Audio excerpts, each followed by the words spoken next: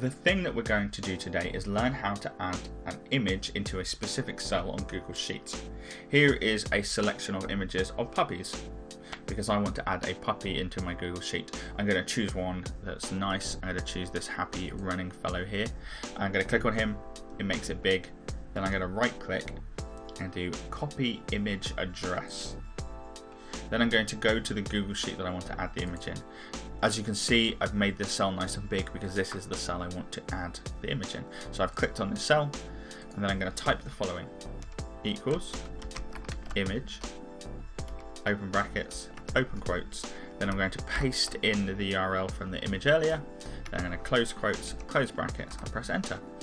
And as you can see, I now have a puppy in my Google Sheet.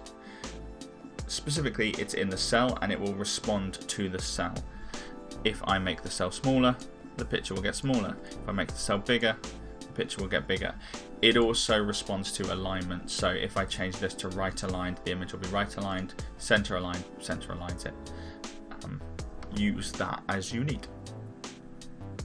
This code will also work in conjunction with other code. So for example, you might want the image to only appear when you press, let's say, a special button that says click here for puppies. If that's the case, you could add the following code: equals if, open brackets, this specific cell equals true. And as you can see in this cell, I've added a tick box. If it's true, then I want to show the image. So again, image, open brackets, open quotes, paste the URL in, close quotes, close brackets. And then if it's not true, I want this cell to be empty, and then close brackets. And then press enter, and it now is a blank cell. But if I tick this special click for puppies box, I get a picture of a puppy.